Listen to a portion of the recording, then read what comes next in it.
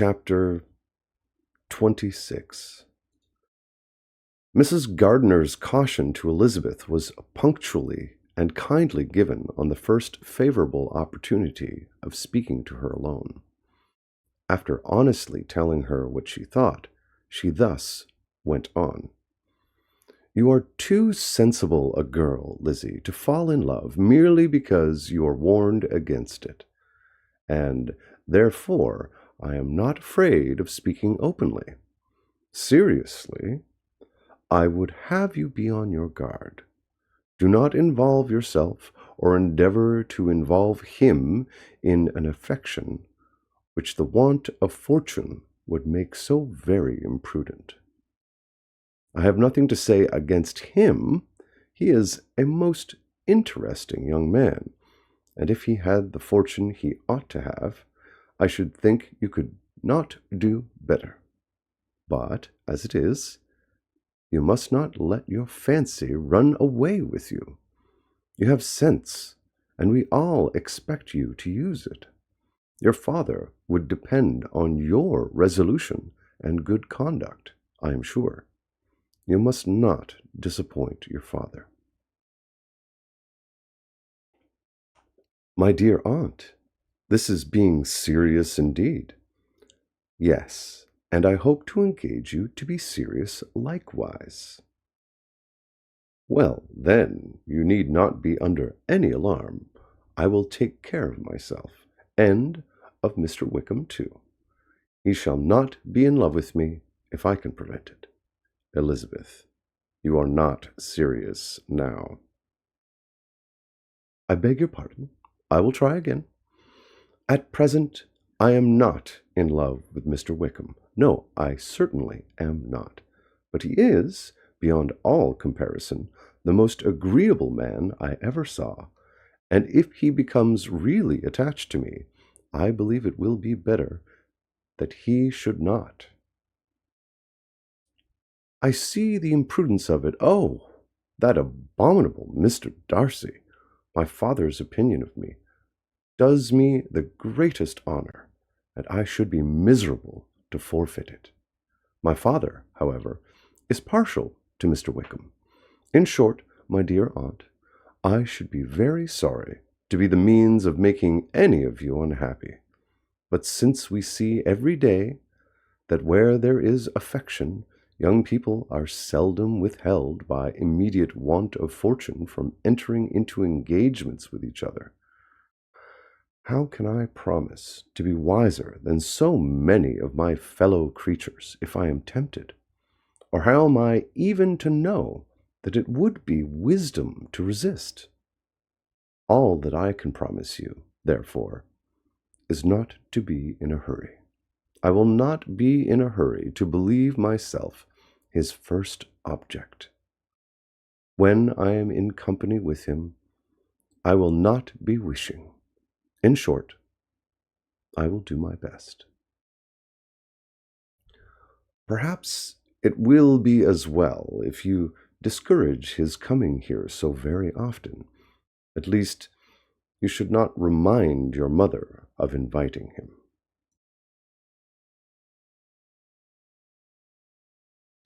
"As I did the other day," said Elizabeth with a conscious smile. "Very true. It will be wise in me to refrain from that. But do not imagine that he is always here so often. It is on your account that he has been so frequently invited this week. You know my mother's ideas as to the necessity of constant company for her friends."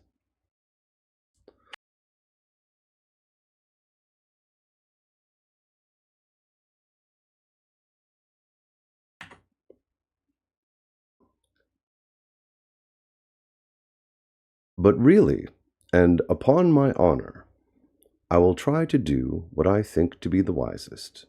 And now, I hope you are satisfied." Her aunt assured her that she was, and Elizabeth having thanked her for the kindness of her hints, they parted, a wonderful instance of advice being given on such a point without being resented. Mr. Collins returned into Hertfordshire soon after, and it had been quitted by the Gardiners and Jane. But as he took up his abode with the Lucases, his arrival was no great inconvenience to Mrs. Bennet. His marriage was now fast approaching, and she was at length so far resigned as to think it inevitable, and even repeatedly to say, in an ill-natured tone, that she wished they might be happy. Thursday was to be the wedding day, and on Wednesday Miss Lucas paid her farewell visit, and when she rose to take leave, Elizabeth, ashamed of her mother's ungracious and reluctant good wishes, and sincerely affected herself, accompanied her out of the room. As they went downstairs together, Charlotte said, "I shall depend on hearing from you very often, Eliza. That you certainly shall. And I have another favor to ask you. Will you come and see me? We shall often meet, I hope, in Hertfordshire. I am not likely to leave Kent for some time. Promise me, therefore, to come to Hunsford." Elizabeth could not refuse, though she foresaw little pleasure in the visit. "My father and Maria are coming with me in March," added Charlotte, "and I hope you will consent to be of the party. Indeed, Eliza, you will be as welcome as either of them." The wedding took place. The bride and bridegroom set off for Kent from the church door, and everybody had as much to say or to hear on the subject as usual. Elizabeth soon heard from her friend, and their correspondence was as regular and frequent as it had ever been. That it should be equally unreserved was impossible. Elizabeth could never address her without feeling that all the comfort of intimacy was over. And though determined not to slacken as a correspondent, it was for the sake of what had been, rather than what was. Charlotte's first letters were received with a good deal of eagerness.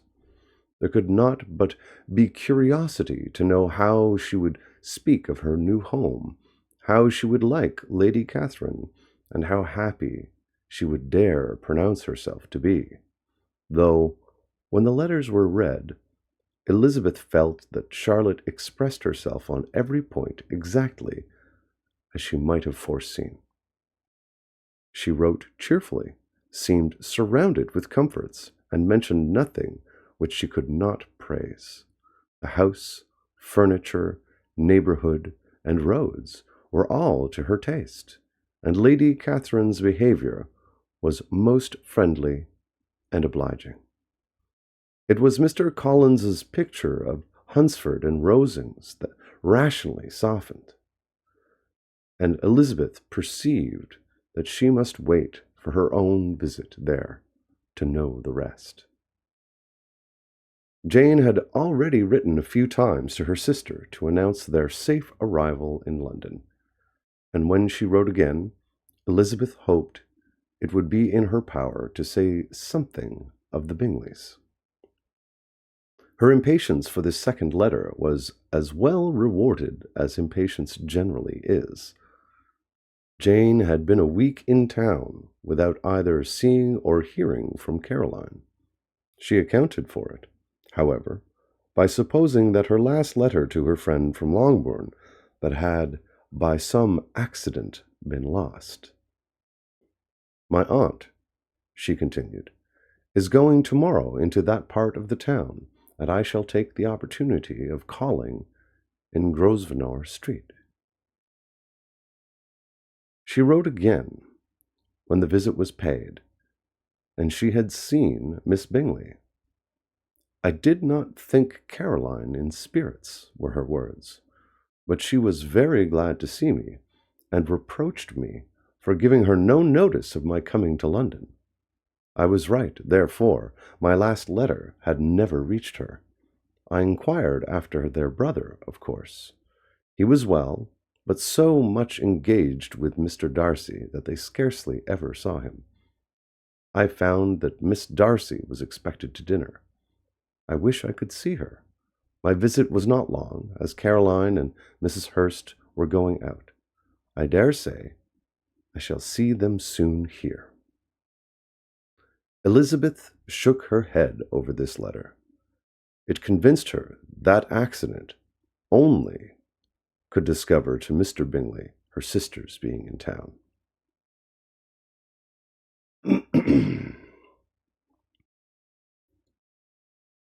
4 weeks passed away, and Jane saw nothing of him. She endeavored to persuade herself that she did not regret it, but she could no longer be blind to Miss Bingley's inattention. After waiting at home every morning for a fortnight, and inventing every evening a fresh excuse for her, the visitor did at last appear. But the shortness of her stay, and yet more the alteration of her manner, would allow Jane to deceive herself no longer. The letter which she wrote on this occasion to her sister will prove what she felt. My dearest Lizzie will, I am sure, be incapable of triumphing in her better judgment, at my expense, when I confess myself to have been entirely deceived in Miss Bingley's regard for me.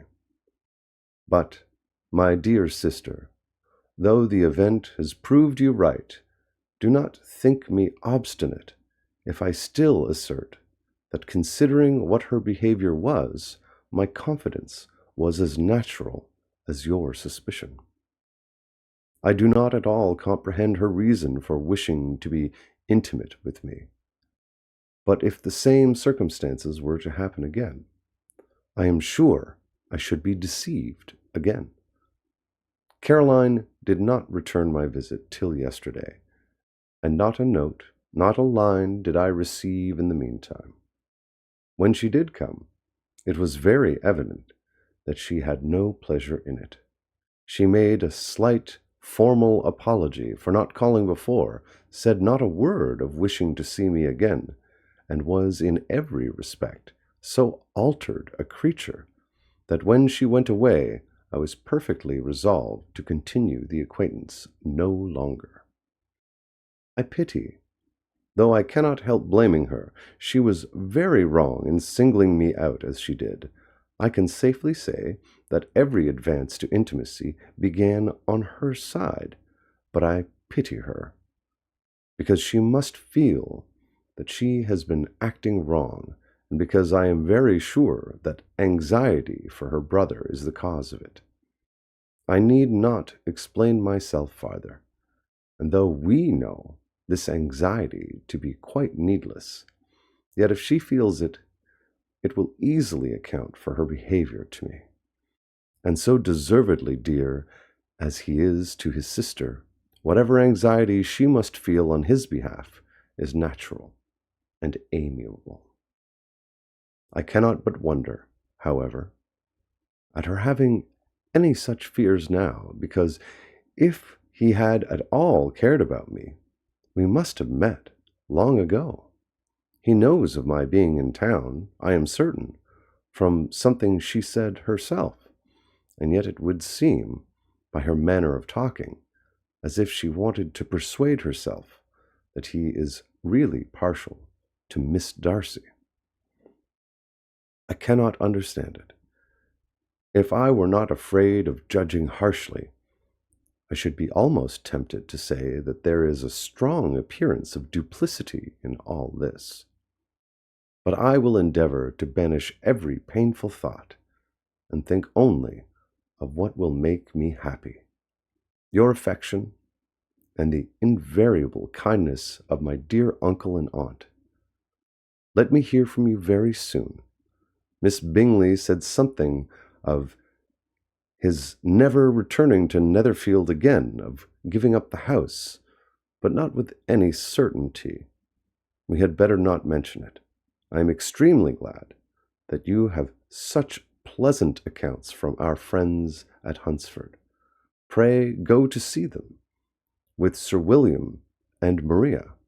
I am sure you will be very comfortable there. Yours, etc.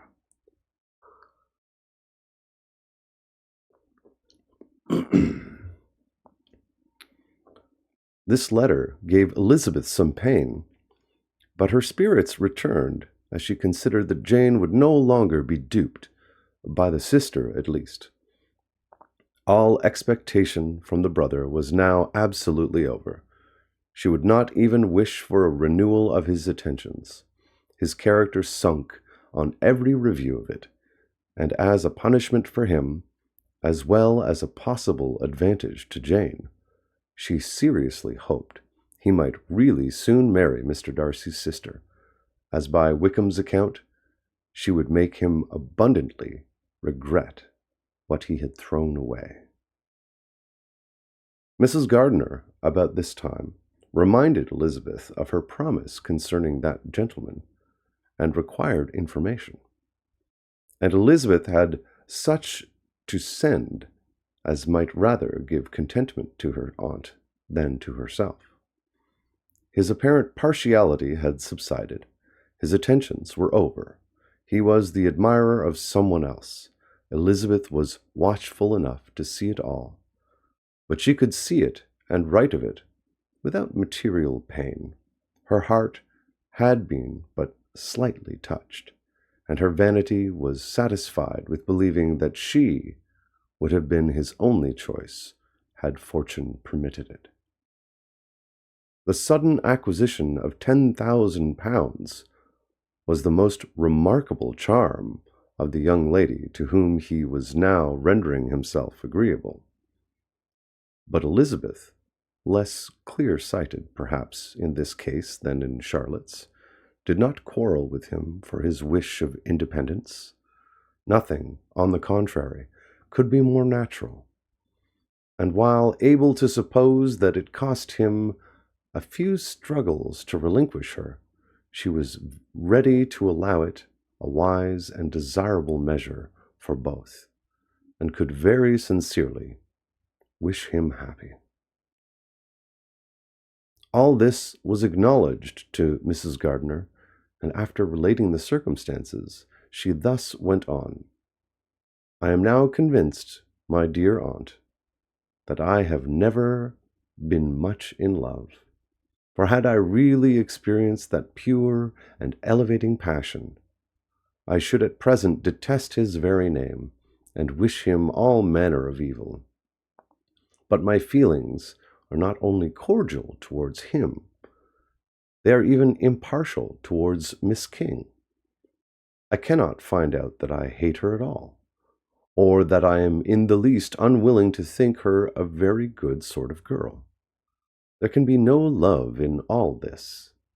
My watchfulness has been effectual, and though I certainly should be a more interesting object to all my acquaintances were I distractedly in love with him, I cannot say that I regret my comparative insignificance. Importance may sometimes be purchased too dearly. Kitty and Lydia take this defection much more to heart than I do. They are young in the ways of the world, and not yet open to the mortifying conviction that handsome young men must have something to live on as well as the plain.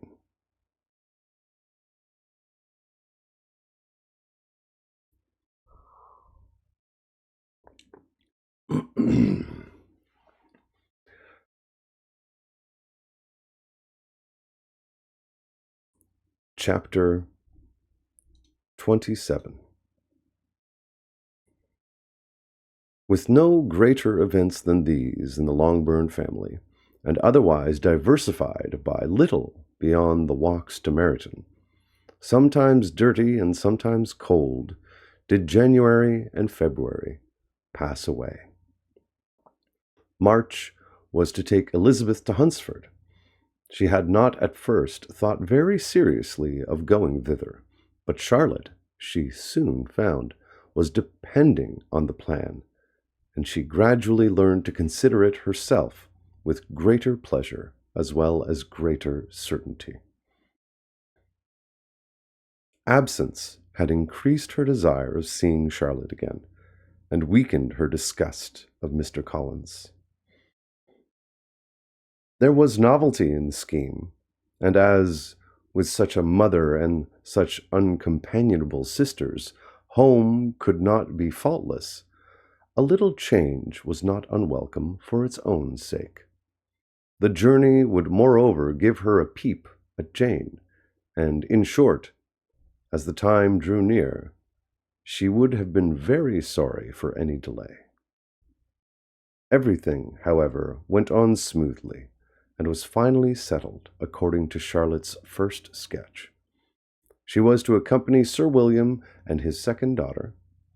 The improvement of spending a night in London was added in time, and the plan became perfect as plan could be.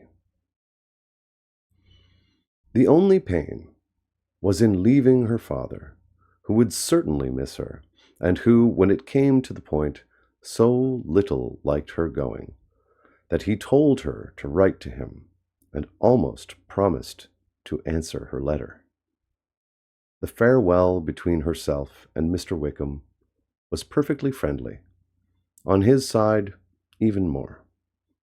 His present pursuit could not make him forget that Elizabeth had been the first to excite and to deserve his attention, the first to listen and to pity, the first to be admired, and in his manner of bidding her adieu, wishing her every enjoyment, reminding her of what she was to expect in Lady Catherine de Bourgh, and trusting their opinion of her, their opinion of everybody, would always coincide. There was a solicitude, an interest which she felt must ever attach her to him with a most sincere regard.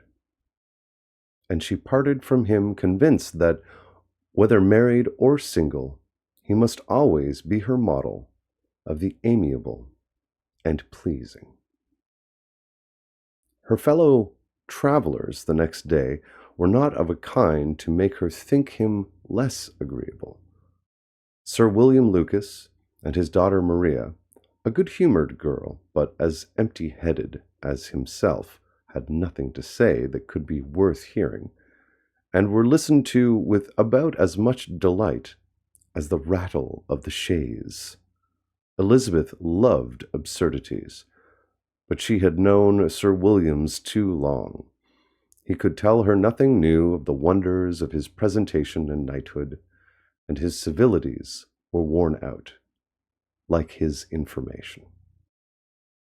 It was a journey of only 24 miles, and they began it so early as to be in Gracechurch Street by noon.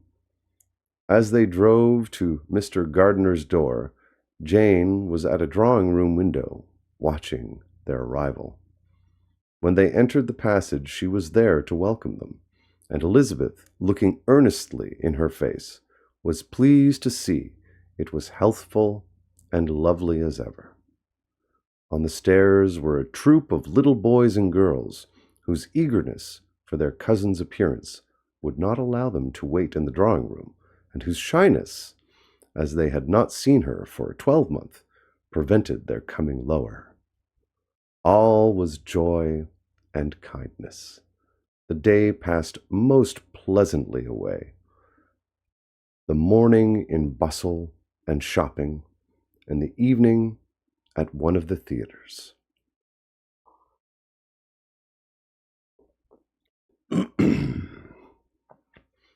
Elizabeth then contrived to sit by her aunt.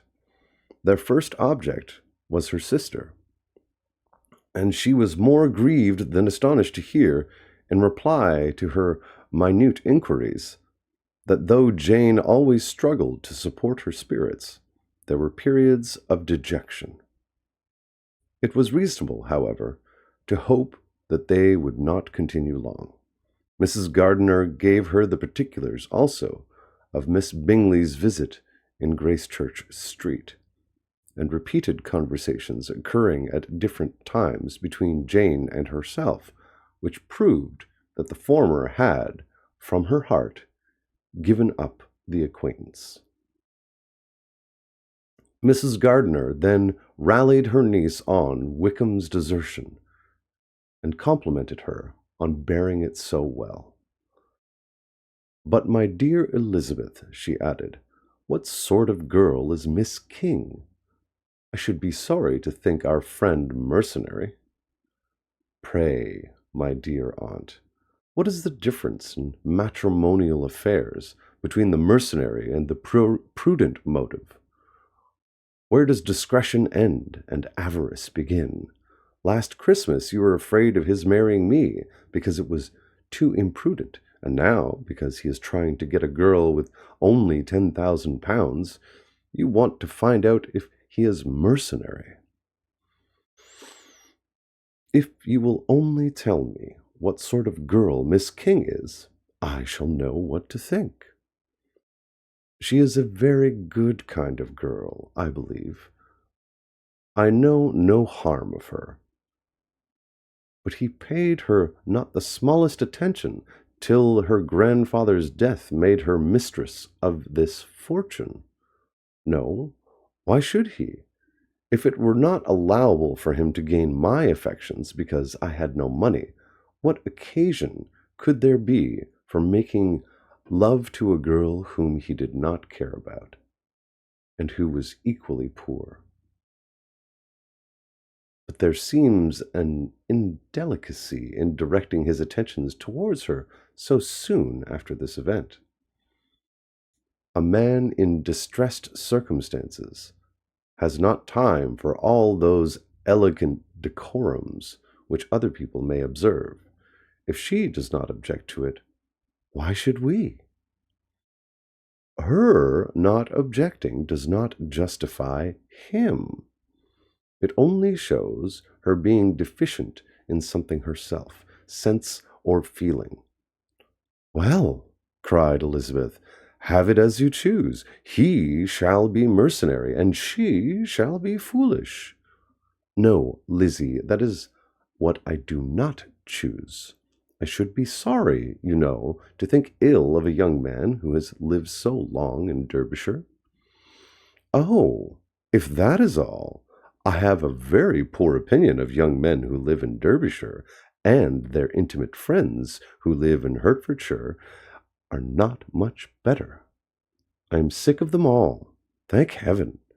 I am going tomorrow, where I shall find a man who has not one agreeable quality, who has neither manner nor sense to recommend him. Stupid men are the only ones worth knowing, after all." "Take care, Lizzie, that speech savors strongly of disappointment." Before they were separated by the conclusion of the play, she had the unexpected happiness of an invitation to accompany her uncle and aunt in a tour of pleasure, which they proposed taking in the summer. "We have not determined how far it shall carry us," said Mrs. Gardiner, "but perhaps to the lakes." No scheme could have been more agreeable to Elizabeth, and her acceptance of the invitation was most ready and grateful.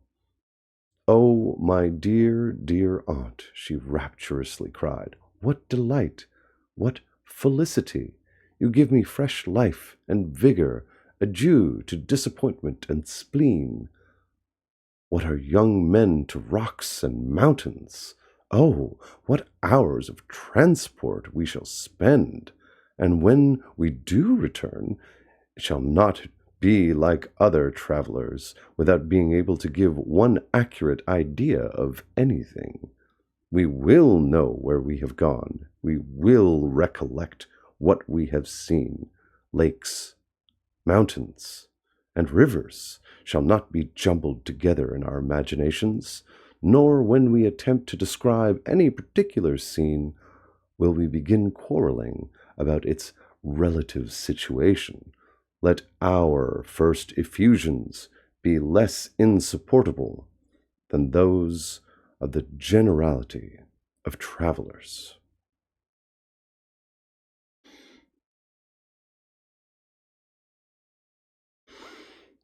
Chapter 28. Every object in the next day's journey was new and interesting to Elizabeth, and her spirits were in a state of enjoyment. For she had seen her sister looking so well as to banish all fear for her health, and the prospect of her northern tour was a constant source of delight. When they left the high road for the lane to Hunsford, every eye was in search of the parsonage, and every turning expected to bring it in view. The palings of Rosings Park was their boundary on one side. Elizabeth smiled at the recollection of all that she had heard of its inhabitants. At length the parsonage was discernible, the garden sloping to the road, the house standing in it, the garden pales, and the laurel hedge. Everything declared they were arriving. Mr. Collins and Charlotte appeared at the door, and the carriage stopped at the small gate, which led by a short gravel walk to the house, amidst the nods and smiles of the whole party. In a moment they were all out of the chaise, rejoicing at the sight of each other. Mrs. Collins welcomed her friend with the liveliest pleasure, and Elizabeth was more and more satisfied with coming when she found herself so affectionately received. She saw instantly that her cousin's manners were not altered by his marriage. His formal civility was just what it had been, and he detained her some minutes at the gate to hear and satisfy his inquiries after all her family. They were then, with no other delay than his pointing out the neatness of the entrance, taken into the house. And as soon as they were in the parlor, he welcomed them a second time with ostentatious formality to his humble abode, and punctually repeated all his wife's offers of refreshment. Elizabeth was prepared to see him in his glory, and she could not help in fancying that in displaying the good proportion of the room, its aspect, and its furniture, he addressed himself particularly to her, as if wishing to make her feel that she had lost in refusing him. But though everything seemed neat and comfortable, she was not able to gratify him by any sigh of repentance, and rather looked with wonder at her friend, that she could have so cheerful an air with such a companion. When Mr. Collins said anything of which his wife might reasonably be ashamed, which certainly was not unseldom, she involuntarily turned her eye on Charlotte. Once or twice she could discern a faint blush, but in general Charlotte wisely did not hear. After sitting long enough to admire every article of furniture in the room, from the sideboard to the fender, to give an account of their journey and of all that had happened in London, Mr. Collins invited them to take a stroll in the garden, which was large and well laid out, and to the cultivation of which he attended himself. To work in this garden was one of his most respectable pleasures, and Elizabeth admired the command of countenance with which Charlotte talked of the healthfulness of the exercise, and owned she encouraged it as much as possible. Here, leading the way through every walk and crosswalk, and scarcely allowing them an interval to utter the praises he asked for, every view was pointed out with a minuteness which left beauty entirely behind.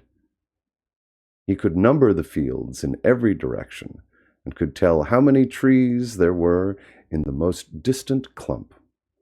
But of all the views which his garden, or which the country or kingdom could boast, none were to be compared with the prospect of Rosings, afforded by an opening in the trees that bordered the park nearly opposite the front of the house.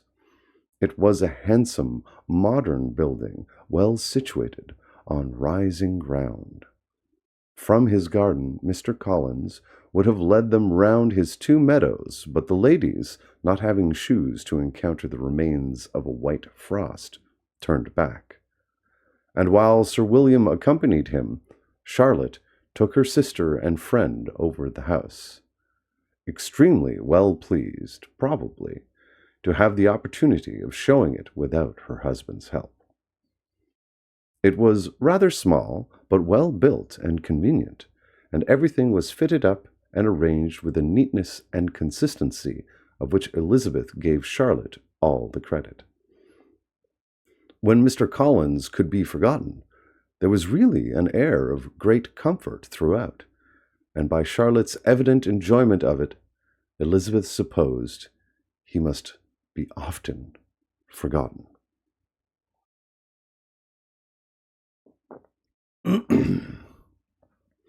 She had already learnt that Lady Catherine was still in the country. It was spoken of again while they were at dinner, when Mr. Collins, joining in, observed, "Yes, Miss Elizabeth, you will have the honour of seeing Lady Catherine de Bourgh on the ensuing Sunday at church, and I need not say you will be delighted with her. She is all affability and condescension, and I doubt not but you will be honoured with some portion of her notice when service is over. I have scarcely any hesitation in saying she will include you and my sister Maria in every invitation with which she honours us during your stay here. Her behaviour to my dear Charlotte is charming. We dine at Rosings twice every week, and are never allowed to walk home. Her ladyship's carriage is regularly ordered for us. I should say one of her ladyship's carriages, for she has several. Lady Catherine is a very respectable, sensible woman indeed," added Charlotte, "and a most attentive neighbour." "Very true, my dear. That is exactly what I say. She is the sort of woman whom one cannot regard with too much deference." The evening was spent chiefly in talking over Hertfordshire news, and telling again what had already been written, and when it closed, Elizabeth, in the solitude of her chamber, had to meditate upon Charlotte's degree of contentment, to understand her address in guiding, and composure in bearing with, her husband, and to acknowledge that it was all done very well. She had also to anticipate how her visit would pass, the quiet tenor of their usual employments, the vexatious interruptions of Mr. Collins, and the gaieties of their intercourse with Rosings. A lively imagination soon settled it all. About the middle of the next day, as she was in her room getting ready for a walk, a sudden noise below seemed to speak the whole house in confusion. And, after listening a moment, she heard somebody running up the stairs in a violent hurry, and calling loudly after her. She opened the door, and met Maria in the landing-place, who, breathless with agitation, cried out, "Oh, my dear Eliza, pray make haste and come into the dining-room, for there is such a sight to be seen. I will not tell you what it is. Make haste and come down this moment." Elizabeth asked questions in vain. Maria would tell her nothing more, and down they ran into the dining-room, which fronted the lane, in quest of this wonder. It was two ladies stopping in a low phaeton at the garden gate.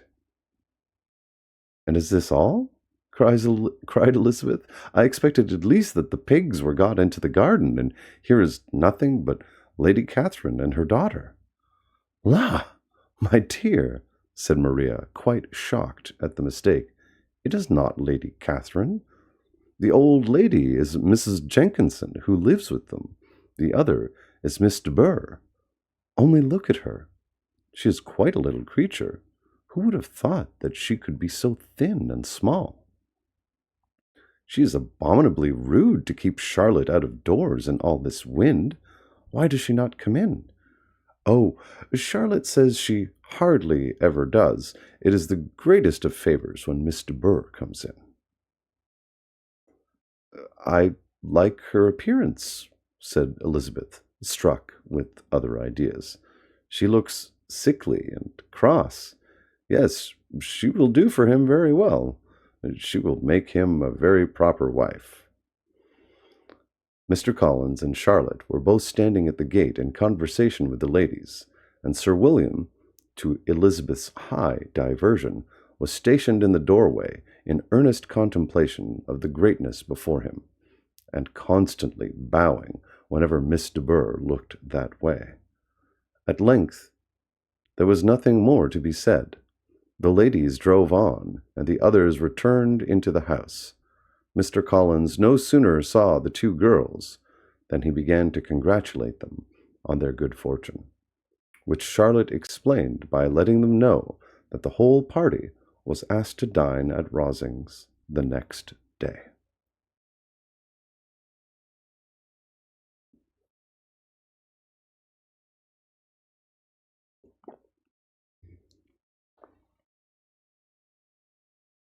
Chapter 29.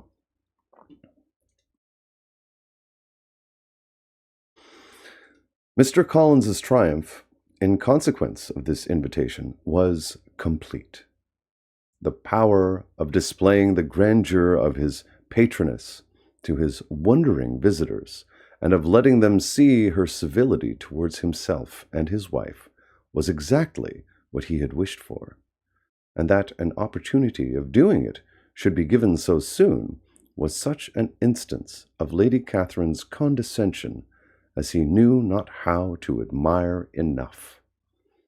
I confess, said he, that I should not have been at all surprised by her ladyship's asking us on Sunday to drink tea and spend the evening at Rosings. I rather expected, from my knowledge of her affability, that it would happen. But who could have foreseen such an attention as this? Who could have imagined that we should receive an invitation to dine there? An invitation, moreover, including the whole party, so immediately after your arrival. I am the less surprised at what has happened, replied Sir William, from that knowledge of what the manners of the great really are, which my situation in life has allowed me to acquire. About the court, such instances of elegant breeding are not uncommon. Scarcely anything was talked of the whole day or next morning but their visit to Rosings. Mr. Collins was carefully instructing them in what they were to expect, that the sight of such rooms, so many servants, and so splendid a dinner might not wholly overpower them. When the ladies were separating for the toilette, he said to Elizabeth, "Do not make yourself uneasy, my dear cousin, about your apparel. Lady Catherine is far from requiring that elegance of dress in us which becomes herself and her daughter. I would advise you merely to put on whatever of your clothes is superior to the rest. There is no occasion for anything more. Lady Catherine will not think the worse of you for being simply dressed. She likes to have the distinction of rank preserved." While they were dressing, he came 2 or 3 times to their different doors to recommend their being quick, as Lady Catherine very much objected to be kept waiting for her dinner. Such formidable accounts of her ladyship and her manner of living quite frightened Maria Lucas, who had been little used to company, and she looked forward to her introductions at Rosings with as much apprehension as her father had done to his presentation at St. James's. As the weather was fine, they had a pleasant walk of about half a mile across the park.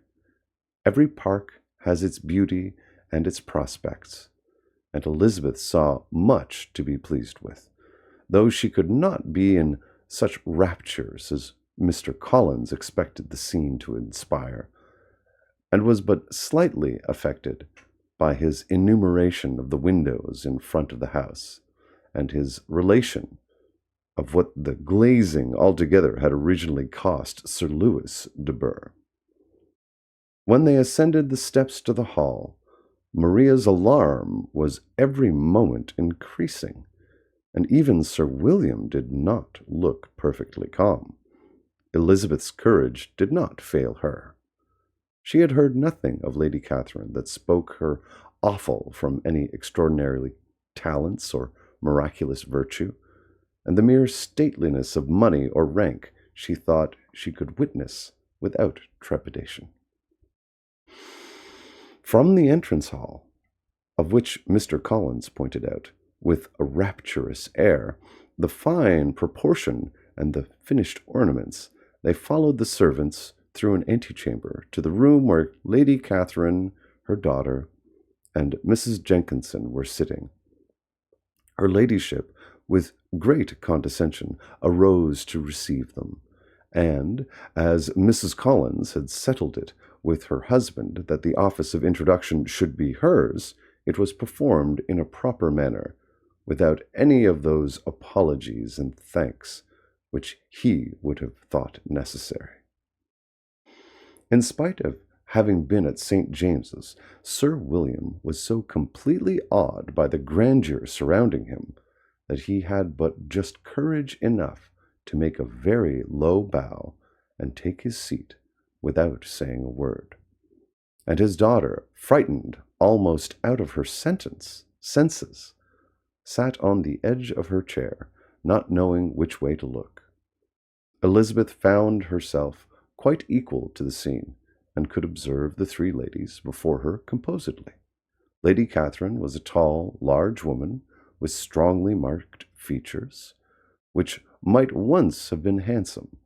Her air was not conciliating, nor was her manner of receiving them such as to make her visitors forget their inferior rank. She was not rendered formidable by silence, but whatever she said was spoken in so authoritative a tone as marked her self-importance, and brought Mr. Wickham immediately to Elizabeth's mind, and from the observation of the day altogether, she believed Lady Catherine to be exactly what he represented. When, after examining the mother, in whose countenance and deportment she soon found some resemblance of Mr. Darcy, she turned her eyes on the daughter. She could have almost have joined in Maria's astonishment at her being so thin and so small. There was neither in figure nor face any likeness between the ladies. Miss de Burgh was pale and sickly.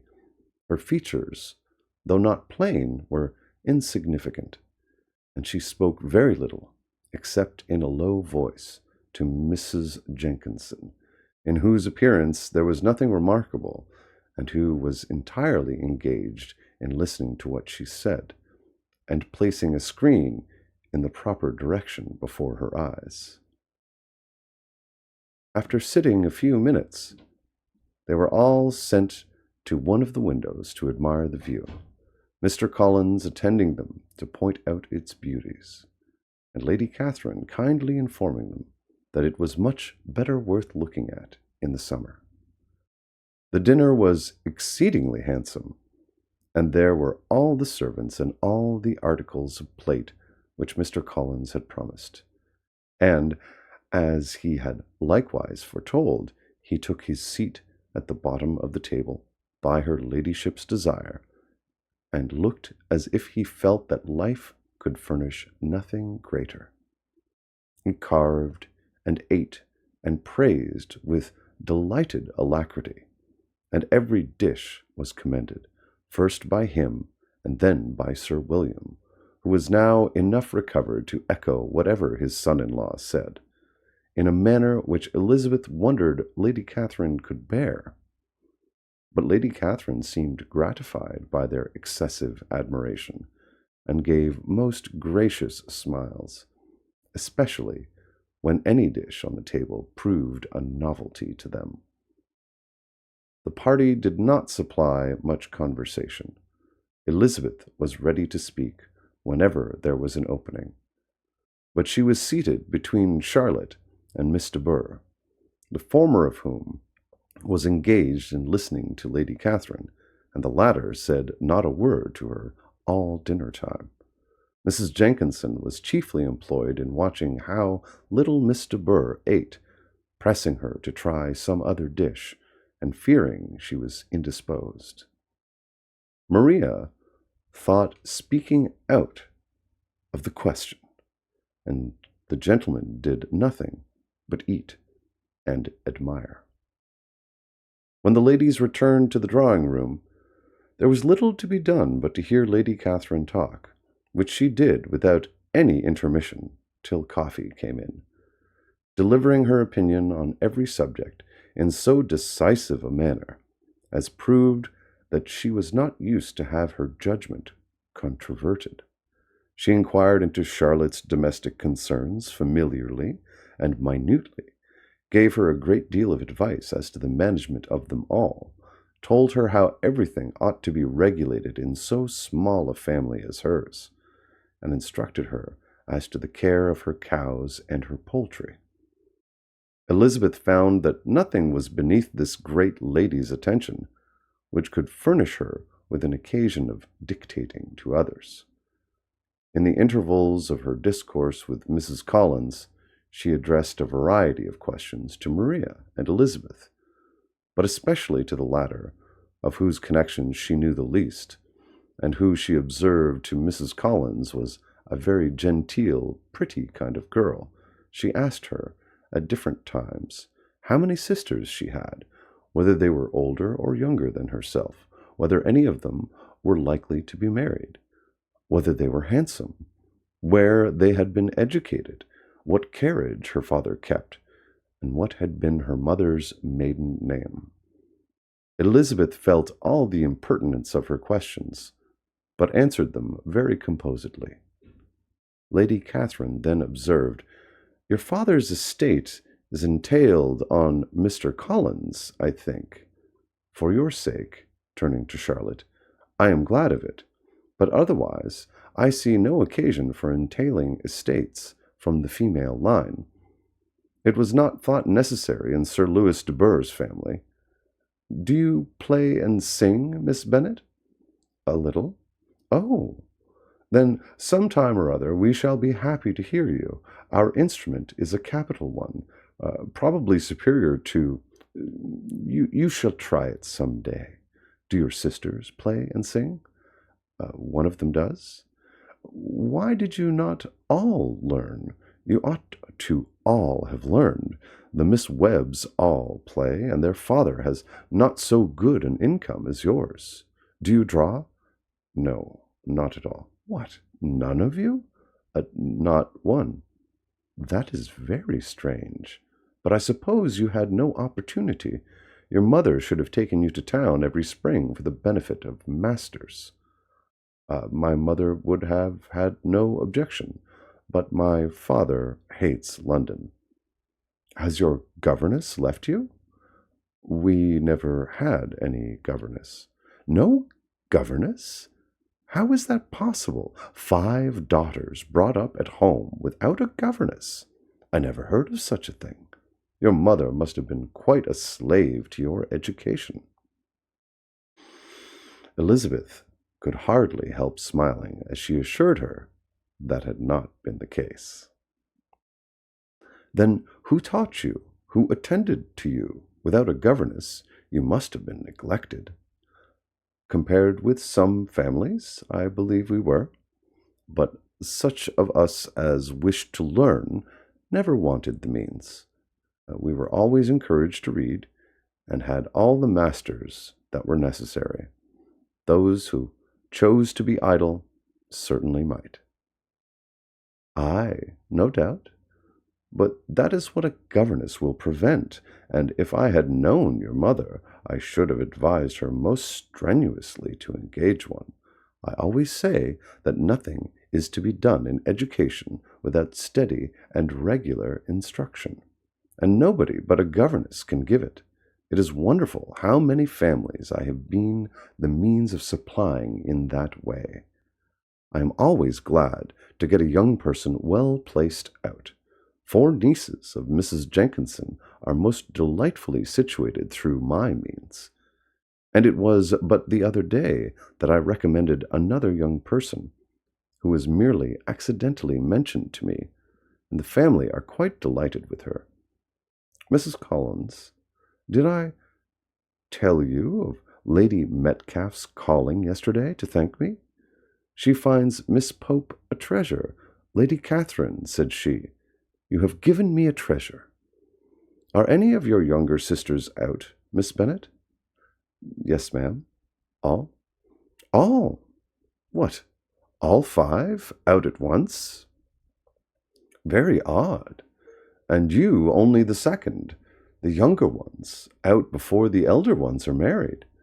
Your younger sisters must be very young. Yes, my youngest is not 16. Perhaps she is full young to be much in company. But really, ma'am, I think it would be very hard upon younger sisters that they should not have their share of society and amusement, because the elder may not have the means or inclination to marry early. The last born has as good a right to the pleasures of youth as the first. And to be kept back on such a motive, I think it would not be very likely to promote sisterly affection or delicacy of mind. Upon my word, said her ladyship, you give your opinion very decidedly for so young a person. Pray, what is your age? With 3 younger sisters grown up, replied Elizabeth, smiling, your ladyship can hardly expect me to own it. Lady Catherine seemed quite astonished at not receiving a direct answer, and Elizabeth suspected herself to be the first creature who had ever dared to trifle with so much dignified impertinence. You cannot be more than 20, I am sure. Therefore you need not conceal your age. I am not 21. When the gentlemen had joined them, and tea was over, the card tables were placed. Lady Catherine, Sir William, and Mr. and Mrs. Collins sat down to quadrille, and as Miss de Bourgh chose to play at casino, the 2 girls had the honor of assisting Mrs. Jenkinson to make up her party. Their table was superlatively stupid. Scarcely a syllable was uttered that did not relate to the game, except when Mrs. Jenkinson expressed her fears of Miss de Bourgh's being too hot or too cold, or having too much or too little light. A great deal more passed at the other table. Lady Catherine was generally speaking, stating the mistakes of the 3 others, or relating some anecdote of herself. Mr. Collins was employed in agreeing to everything her ladyship said, thanking her for every fish he won, and apologizing if he thought he won too many. Sir William did not say much. He was storing his memory with anecdotes and noble names. When Lady Catherine and her daughter had played as long as they chose, the tables were broken up, and carriage was offered to Mrs. Collins, gratefully accepted, and immediately ordered. The party then gathered round the fire to hear Lady Catherine determine what weather they were to have on the morrow. From these instructions they were summoned by the arrival of the coach, and with many speeches of thankfulness on Mr. Collins's side, and as many bows on Sir William's, they departed. As soon as they had driven from the door, Elizabeth was called on by her cousin to give her opinion of all she had seen, at Rosings, which, for Charlotte's sake, she made more favorable than it really was. But her commendation, though costing her some trouble, could by no means satisfy Mr. Collins, and he was very soon obliged to take her ladyship's praise into his own hands.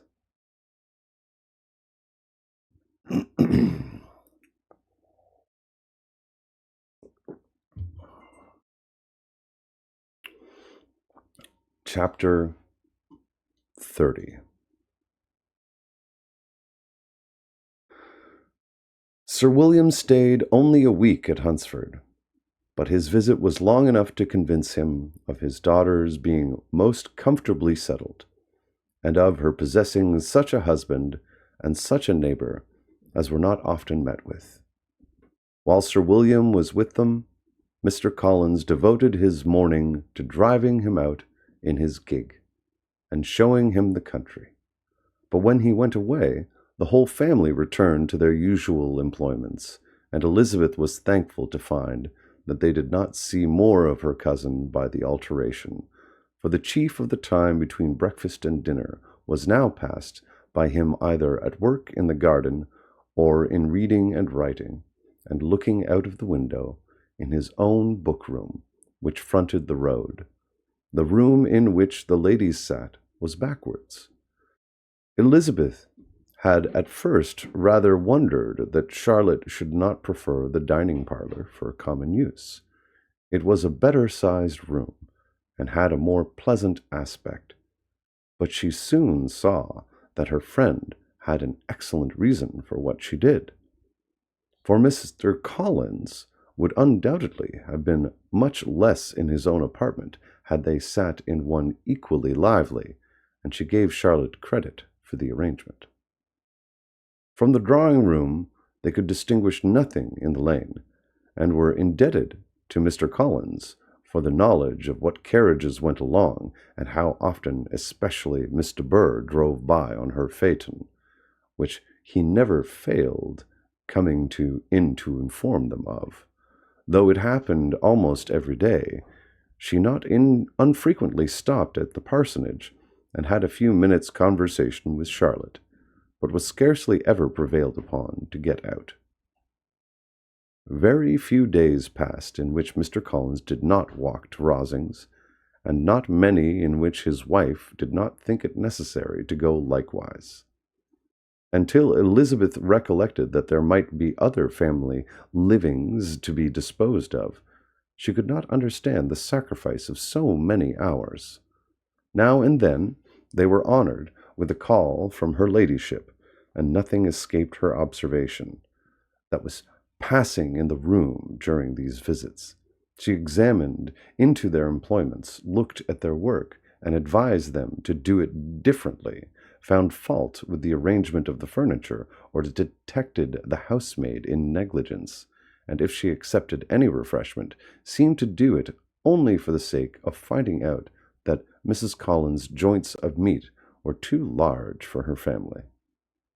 Elizabeth soon perceived that though this great lady was not in commission of the peace of the county, she was a most active magistrate in her own parish, the minutest concerns of which were carried to her by Mr. Collins, and whenever any of the cottagers were disposed to be quarrelsome, discontented, or too poor, she sallied forth into the village to settle their differences, silence their complaints, and scold them into harmony, and plenty.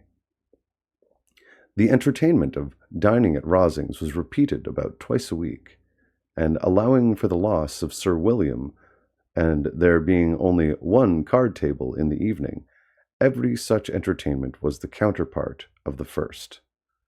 Their other engagements were few, as the style of living in the neighborhood in general was beyond Mr. Collins's reach. This, however, was no evil to Elizabeth, and upon the whole she spent her time comfortably enough.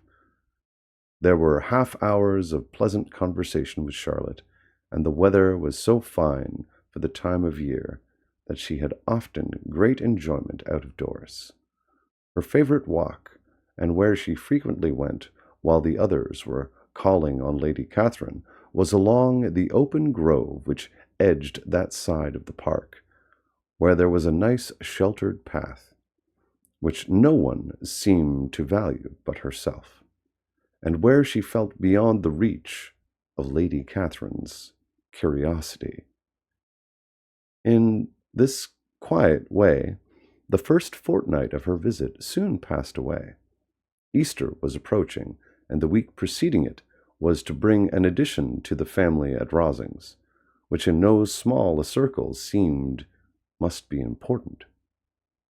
Elizabeth had heard soon after her arrival that Mr. Darcy was expected there in the course of a few weeks, and though there was not many of her acquaintances whom she did not prefer, his coming would furnish one comparatively new to look in their Rosings parties, and she might be amused in seeing how hopeless Miss Bingley's designs on him were, by his behavior to his cousin, for whom he was evidently destined by Lady Catherine, who talked of his coming with the greatest satisfaction, spoke of him in terms of the highest admiration, and seemed almost angry to find that he had already been frequently seen by Miss Lucas and herself.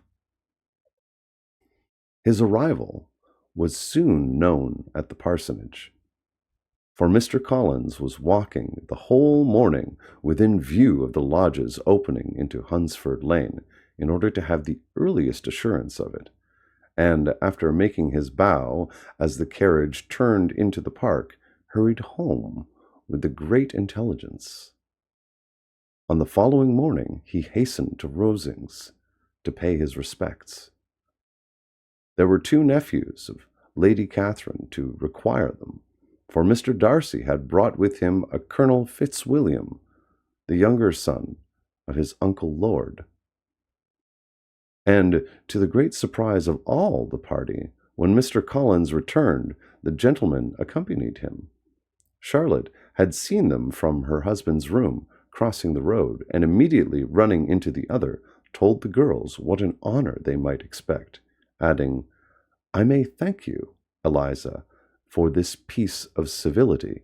Mr. Darcy would never have come so soon to wait upon me." Elizabeth had scarcely time to disclaim all right to the compliment before their approach was announced by the door-bell, and shortly afterwards the 3 gentlemen entered the room. Colonel Fitzwilliam, who led the way, was about 30, not handsome, but in person and address most truly the gentleman. Mr. Darcy looked just as he had been used to look in Hertfordshire, paid his compliments, with his usual reserve, to Mrs. Collins, and whatever might be his feelings toward her friend, met her with every appearance of composure. Elizabeth merely curtsied to him without saying a word.